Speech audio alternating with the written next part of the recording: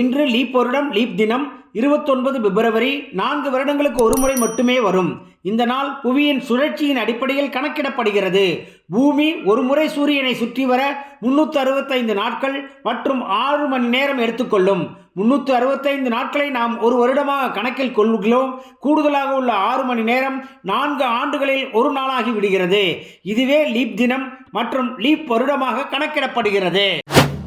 தமிழகத்தில் கடந்த 4 ஆண்டுகளில் மாணவர் சேர்க்கை 5% குறைவாக உள்ள 11 பொறியியல் கல்லூரிகளுக்கு 2024-25 ஆண்டிற்கான இணைப்பு அங்கீகாரத்தை ரத்து செய்துள்ளது அண்ணா பல்கலைக்கழகம். கடந்த ஆண்டு அண்ணா பல்கலைக்கழகம் 440 பொறியியல் கல்லூரிகளுக்கு அங்கீகாரம் அளித்திருந்தது.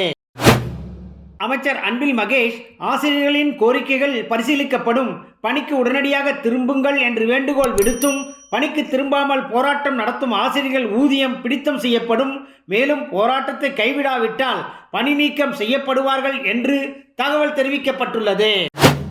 பாஜகவின் முக்கியமான அமைச்சர்களான நிதித்துறை அமைச்சர் நிர்மலா சீதாராமன் மற்றும் வெளியுறவுத்துறை அமைச்சர் ஜெய்சங்கர் ஆகியோர் ராஜ்யசபை உறுப்பினர்களாக தேர்வு செய்யப்பட்டு அமைச்சராக்கப்பட்டவர்கள். இவர்கள் இருவரின் செயல்பாடுகள் அதிக அளவில் மக்களால் கவரப்பட்டதன் எதிரொலியாக இவர்கள் மக்களவை தொகுதிகளில் நிற்க வைத்தால் எளிதில் வெற்றி பெறுவார்கள் என்று பாஜக மேலிடம் நம்பிக்கை கொண்டுள்ளது. எனவே இவர்கள் சுலபமாக வெற்றி பெறும் வாய்ப்புள்ள தொகுதிகளில் போட்டியிடலாம் என்று அரசியல் ஆர்வம் தெரிவிக்கிறது. சீன கடன் செயலிகள் மூலம் சட்டவிரோத பண பரிமாற்றம் சம்பந்தமாக என்ஃபோர்ஸ்மெண்ட் டைரக்டரேட் சென்னை, மும்பை, கொச்சியில் சோதனை மேற்கொண்டதில் போலி நிறுவனங்களை சீன நிறுவனங்கள் உருவாக்கி அதன் மூலம் சட்டவிரோதமாக பண பரிவர்த்தனை மேற்கொண்டு மோசடி பணம் கிரிப்டோ கரன்சி மூலம் வெளிநாடுகளுக்கு அனுப்பப்பட்டது கண்டறியப்பட்டுள்ளது. இது சம்பந்தமாக ரூபாய் 123 கோடியை முடக்கியுள்ளது இடி. திமுக கூட்டணியுடன் இந்திய கம்யூனிஸ்ட் கட்சி 2 தொகுதியும், சிபிஎம் 2 தொகுதியும் தேர்தல் உடன்படிக்கை செய்தது.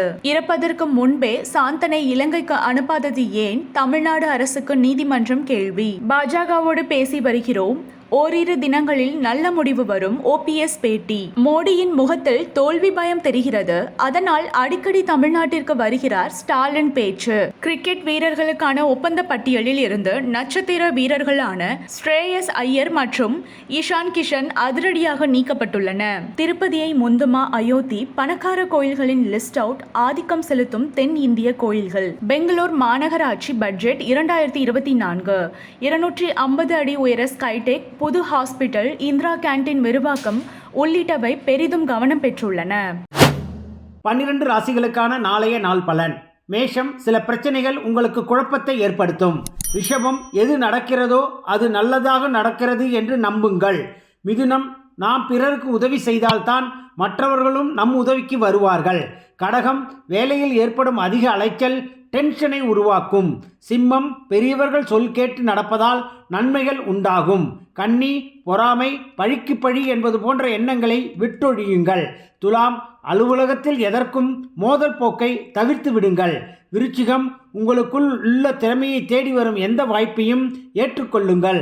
தனுஷு, நீங்கள் எடுக்கும் எந்த ஒரு முடிவுக்கும் நீங்களே பொறுப்பு என்று உணருங்கள்.